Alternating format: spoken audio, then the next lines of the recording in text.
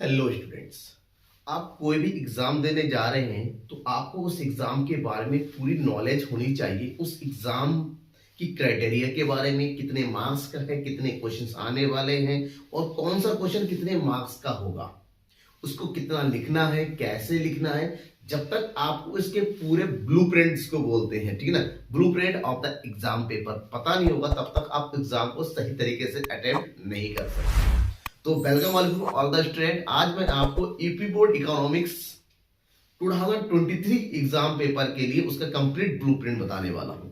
जो भी आप लोग यूपी बोर्ड के स्टूडेंट हैं और इकोनॉमिक्स पढ़ रहे हैं तो आइए समझते हैं कि आपके एग्जाम में जो है इकोनॉमिक्स का पेपर कैसे बनने वाला है और आप उसको कैसे अटेम्प्ट करेंगे, कितना लिखेंगे ताकि आपको मार्क्स अच्छे से मिल जाए। क्योंकि ज्यादा लिखना जरूरी नहीं है, सही लिखना, करेक्ट वे में लिखना जरूरी है। इकोनॉमिक्स एक ऐसा सब्जेक्ट है जिसमें आप बहुत ही ज्यादा एक्सप्लेनेशन नहीं दे सकते, आप बहुत ज्यादा बड़ा चढ़ा के नहीं लिख सकते, आप सोशियोलॉजी की तरह कहानी नहीं बना सकते। यहाँ पर पॉइंट टू पॉइंट आंसर लिखना होता है, लेकिन अलग अलग बोर्ड में आंसर लिखने की अलग अलग क्राइटेरिया तय कर रखा है, अलग अलग वर्ड लिमिट तय रखा है। और उसी क्रम में सबसे पहले हम जानेंगे कि यूपी बोर्ड में इकोनॉमिक्स का क्राइटेरिया क्या है, इकोनॉमिक्स का ब्लूप्रिंट क्या है, क्वेश्चन पेपर किस तरह से बनने वाला है। जैसा कि आप मेरे पीछे बोर्ड में देख पा रहे हैं कि मैंने कुछ लिख रखे बहुविकल्पीय प्रश्न, तो हम चलिए उस चीज की बात करेंगे। लास्ट तक वीडियो देखिएगा क्योंकि लास्ट में मैं बताने वाला हूं कि यूपी बोर्ड में कौन कौन से ऐसे क्वेश्चन हैं जो सबसे ज्यादा एग्जाम में रिपीट होते हैं। जैसे जानते ही मैं हूं नकुल सर,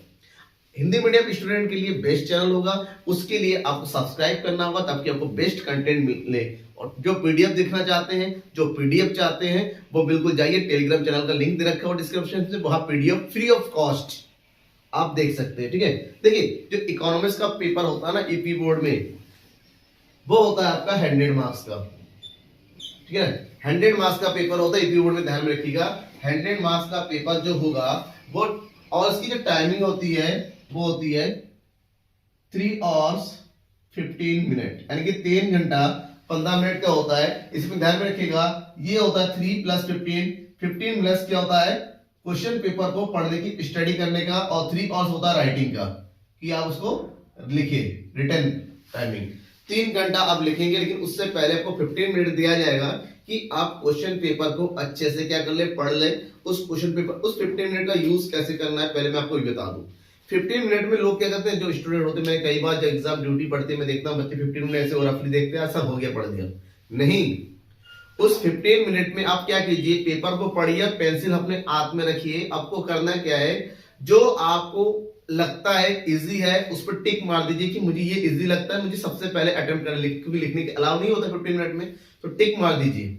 जो लगता है डाउटफुल है उसको क्रॉस कर दीजिए कि नहीं, इसको हम लास्ट में अटेम्प्ट करेंगे। ऐसे में क्या होगा, आपको क्वेश्चन छांटने की जरूरत नहीं पड़ेगी, आप स्मूथ वे में क्वेश्चन को अटेम्प्ट करने चलेंगे। क्योंकि क्वेश्चन पेपर को अटेम्प्ट करने का सबसे इंपॉर्टेंट चीज है कि आप क्रम से करेंगे, सीरियल से करेंगे, 1 2 3 4 ऐसे में करते चलेंगे। मान लीजिए आपको थर्ड वाला क्वेश्चन नहीं आ रहा है तो उसको छोड़ दीजिए, लेकिन 2 के बाद 4th क्वेश्चन होना चाहिए। तो ये सबसे, हाँ, ये जरूरी नहीं कि इसी क्रम में हो, जो क्वेश्चन आपको इजी लगता है पहले करिए, लेकिन वो सीरियल से होना चाहिए। 4th भी नहीं आता, छोड़ दीजिए, 5th वाला अटेम्प्ट कीजिए, जो आता है वो अटेम्प्ट कीजिए। लेकिन एक सीरियल से चलते हुए चलिए, बीच में से डिफिकल्ट क्वेश्चन को बाद में अटेम्प्ट कीजिए। पता चले कुछ स्टूडेंट क्या तैयारी है, थ्रेड वाला उसमें दिमाग लगा रहे, आप जितना सोचेंगे टाइम उतना ही ज्यादा बर्बाद होगा। 3 घंटे में आपको कंप्लीट क्वेश्चन पेपर अटेम्प्ट करने हैं, तो आपके पास फालतू के सोचने का, टाइम को बर्बाद करने का बिल्कुल नहीं होता है। उसके लिए आपको क्या करना है, जो आ रहा है करते चलिए, जो नहीं आ रहा है उसको लेफ्ट करते चलिए। जब सारे इजी क्वेश्चन आप अटेम्प्ट कर लेंगे, फिर उन क्वेश्चन पर ध्यान दीजिए जो आपने छोड़ रखे हैं। ऐसे में क्या होगा, बाई चांस एक आध क्वेश्चन छूट भी जाता है, मेरे ख्याल से 3 घंटा इनफ होता है, एक भी क्वेश्चन नहीं छूटना चाहिए। तो लेकिन अगर छूट भी जाता तो आपको गम नहीं होगा, क्योंकि जो क्वेश्चन आपको नहीं आता वो आपने छोड़ा है। लेकिन उस चक्कर में कभी कभी स्टूडेंट क्या करते हैं, जो इजी क्वेश्चन है ना उसको छोड़ते हैं, तो ये तो बिल्कुल नहीं करना है आपको। ठीक है, अब हम आगे बढ़ते हैं। तो यूपी बोर्ड में टोटल नंबर ऑफ क्वेश्चन कितने होते हैं, 27 क्वेश्चन आते हैं।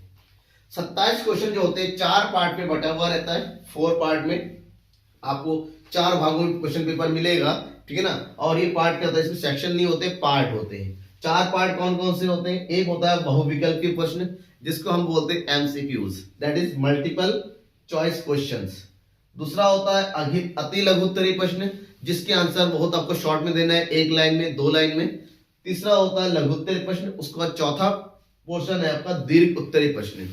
अब इसके बारे में थोड़ा जान लेते हैं कि ये जो 27 क्वेश्चन है, इसमें से किसमें कितने क्वेश्चन आएंगे। क्वेश्चन नंबर 1 से लेके क्वेश्चन नंबर 10 तक आपके एमसीक्यूज होंगे 10 एमसीक्यूज होंगे। एक एमसीक्यूज 1 मार्क का होता है और इसमें क्या करना है, आपको टिक लगाना है, ठीक है ना। आपको केवल राइट ऑप्शन लिखना है, क्वेश्चन को लिख दीजिए, ऑप्शन भले आप सारे ऑप्शन नहीं लिखते हैं तो जैसे लिखते हैं उत्तर नंबर 1 का ऑप्शन नंबर कौन सा, ए, आप इतना लिख दीजिए, आपका सही है। कोशिश करेंगे ऑप्शन के आगे वो ऑप्शन क्या है वो लिख दीजिए, ठीक है ना। तो ये होगा आपका कितने मार्क्स का, 10 मार्क्स का। वन वर्ड में आंसर देना होता है, जो लिखा हो वही लिखना है, इसमें कोई कंफ्यूजन नहीं होना चाहिए क्योंकि एमसीक्यूज है।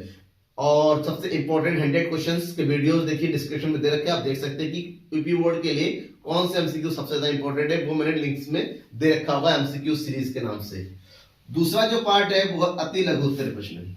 अति लघु उत्तरीय प्रश्न जिसमें आपको आंसर एक शब्द में या फिर एक वाक्य में या मैक्सिमम 25 शब्दों में लिखना है, 25 वर्ड्स में लिखना है। और ये जो क्वेश्चन है वो 3 मार्क्स का होगा और नंबर ऑफ क्वेश्चन होगा 8, यानी कि क्वेश्चन नंबर 11 से लेके क्वेश्चन नंबर 18 तक, 11 से लेके 18 तक आपके कितने क्वेश्चन होंगे, 8 क्वेश्चन होंगे। हर एक क्वेश्चन 3 नंबर का होगा, ध्यान रखिएगा, हर एक क्वेश्चन 3 नंबर का होगा, यानी कि टोटल मिला के आपको यहाँ पर मिलेंगे 24 मार्क्स 8 क्वेश्चन अटेम्प्ट करने के। आप ध्यान में रखिएगा, बहुत ही लंबा लिखना है, आपको लिखना है 25 शब्दों में। तो अगर आप 3 लाइन करते हैं ना, लिखते हैं आंसर 3 लाइन में 25 शब्द आपके कंप्लीट होते हैं, या फिर 4 लाइन में। बहुत ही ज्यादा करना ही नहीं कि आधा पेज एक पेज भरते चले जा रहे हैं, बिल्कुल जरूरत नहीं है। आपको लिमिट दिया गया है कि इतने से ज्यादा नहीं होना चाहिए। तो मेरे हिसाब से आप एग्जाम की कॉपी उठाएंगे तो उसमें 3 से 4 लाइन में आपका आंसर कंप्लीट हो जाना चाहिए और आपको उसके आगे नहीं बढ़ना। उसके आगे बढ़ते हैं तो वेस्टेज ऑफ टाइम होगा, टाइम वेस्ट नहीं करना है। कोई 3 घंटा और भी बहुत सारे क्वेश्चन लिखने हैं। सेकंड जो थर्ड पॉइंट होता है वो है लघु उत्तरीय प्रश्न, यानी कि अति लघु उत्तरीय से ज्यादा लिखना है और दीर्घ उत्तरीय से कम लिखना है। और ये आपके रहेंगे कितने question, 6 question. Number of question number 6, यानी कि क्वेश्चन नंबर 19 से लेके क्वेश्चन नंबर 24 तक आपको लघु उत्तरीय प्रश्न रहेंगे और एक क्वेश्चन रहेगा आपका 6 नंबर का, टोटल मिला के 36 नंबर। ठीक है, आपके यहाँ पर 6 क्वेश्चन मिल गए। यहाँ पर आपको कोई ऑप्शन नहीं मिलेगा, ऑप्शन नहीं मिलेगा, कभी कभार एक क्वेश्चन अथवा करके मिल जाता और करके तो सही है। तो 36 नंबर के क्वेश्चन होगा, 6 क्वेश्चन अटेम्प्ट करने होंगे और इस क्वेश्चन को लिखना है आपको 150 वर्ड्स में, 150 शब्द, यानी कि लगभग आपको एक पेज, लगभग एक पेज में आपका क्वेश्चन आ जाना चाहिए, उससे आगे नहीं बढ़ना है। एक पेज से पहले कोशिश कीजिए खत्म हो जाए। आप वर्ड्स का मतलब ये नहीं कि गिनेंगे 1 2 3 4 हुआ कि नहीं, ऐसा जरूरत नहीं। एक आइडिया होता है कि 4-5 लाइन इसका, एक पेज लगभग एक पेज का। और एक बार पेज बनने का मतलब होता है अगर आपने चार्ट का यूज किया, आपने डायग्राम का यूज किया, आपने टेबल का यूज किया, ऑटोमेटिक ये फिल हो जाता है। इकोनॉमिक्स में लिखना कम होता है, दिखाना ज्यादा होता है। चार्ट यूज कीजिए, ठीक है ना, आप टेबल का यूज कीजिए, डायग्राम का यूज कीजिए, ऑटोमेटिक आपका एक आंसर कंप्लीट हो जाएगा। ठीक है, समझ में आ गया 6 क्वेश्चन आपको कैसे अटेम्प्ट करने हैं। लास्ट पोर्शन है आपका कौन सा, दीर्घ उत्तरीय। दीर्घ उत्तरीय मतलब लॉन्ग क्वेश्चन आंसर को बोलते हैं, वेरी लॉन्ग, ठीक है। 10 मार्क्स का होता है और ये केवल 3 क्वेश्चन रहेंगे, लेकिन 3 क्वेश्चन नहीं होंगे, आपको मिलेगा यहाँ पर 6 क्वेश्चन, क्योंकि हर एक क्वेश्चन ऑप्शनल होता है। 2 क्वेश्चन दे रखे होंगे हर एक में, उसमें से आपको एक ही क्वेश्चन अटेम्प्ट करना है।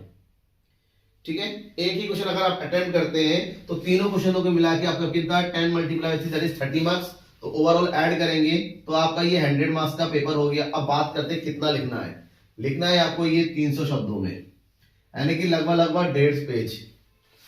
इसके हिसाब से 2 पेज होना चाहिए, क्योंकि मैंने पहले 1 पेज कहा, लेकिन ये 1.5 पेज तक इनफ कंप्लीट होता है, उससे ज्यादा ऊपर नहीं बढ़ेंगे। ठीक है ना, 3 क्वेश्चन है और सबसे अच्छी बात है हर एक क्वेश्चन आपका ऑप्शनल होता है, कि 2 में से एक चूज करना है आपको जो अच्छा लगता है। तो पहले 15 मिनट में आप तय कर लीजिए कि दोनों में से आप किस क्वेश्चन को करने वाले हैं। बाद में सोचना नहीं, 15 मिनट जो भी सोचना है उस 15 मिनट में सोच लीजिए।